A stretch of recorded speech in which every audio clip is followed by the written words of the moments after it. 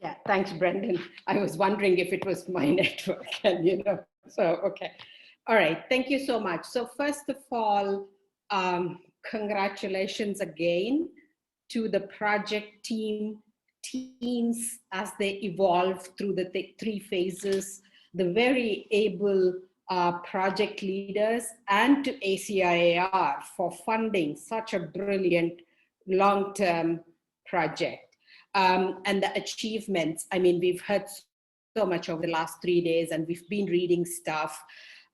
Despite COVID, despite the kind of situation, institutional challenges you ran into in Nepal, and in other places, I mean, you've pulled off a fantastic job. So congratulations. So we've heard a lot, we've had a lot of discussion, asked a lot of questions over the last 3 days as well.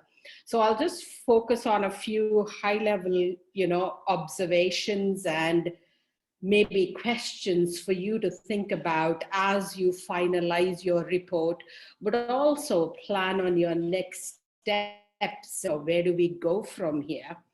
So heard about a lot of achievements, great stuff, no disputing any of that. But what I missed was a little bit of that reflection and learning on several aspects. We've heard some of that coming through, but then, what would have been useful to know was, hey, we know a lot of things worked great, but what hasn't actually worked? What could have been better? And there's nothing wrong if some things haven't worked. I mean, I would think something is wrong with the projects if everything worked perfectly well, 100%, and we didn't have to.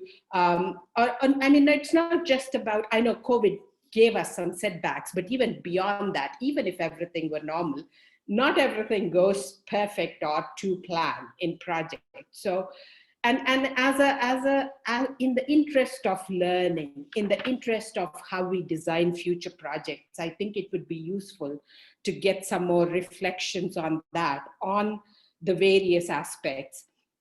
And one of the things that I picked up, I was reading the report, and you have presented what you call a theory of change. I probably wouldn't call it a theory of change, but it's more like a project framework. But if there were a theory of change, how did you use it through the project period? Did you reflect on it and then see, hey, are things going as per plan? What's not? But I can see we don't have a detailed theory of change, so maybe that might not actually sort of work. One of the things that came out, in the studies, might have been the first through the phases, that the technologies that were developed and recommended fit. They need to be in the AGP. Great. We can see that they are a great biophysical fit, but then we see only a few technologies are being adopted. And then there could be socioeconomic, institutional issues, access issues, service provision issues. So what is that telling us? And when we talk about scaling and recommendations to the policymakers, what would we suggest to them? I mean, we can see it's surface seeding, mechanical transplanters that are like, the leading technologies, but the others don't really get there. So what is it that we are learning from there? What are we gonna recommend? In terms of capacity building and training as well. I mean, impressive. I love that analogy of filling up 3 stadiums. But, what have we learned? Is that perfect? Is that a perfect model that we have used to replicate in other places, other projects as we move forward? And it doesn't just have to be CASI. What are the principles that you have followed if they were? What hasn't worked? What would you do differently? And then collaborations. Again, I'm also a strong believer that, and I agree with you, Brendan, that, I think these collaborations you have built, so many, such diverse organizations, so rich. I mean, in the last 3 days, I could see the passion the engagement, the commitment of the partners. They have stuck to this over the years, and that was brilliant.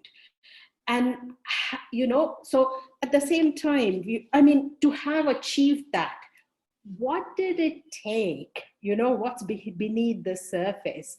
What are the challenges one faces in forging and sustaining that kind of high performing partnerships over the years, despite low levels of funding being involved? So, something we could all learn from there, I think. And as things evolved, as the three phases evolved, project teams changed, the priorities changed, the activities changed, the stakeholders you engaged changed. How did the teams evolve?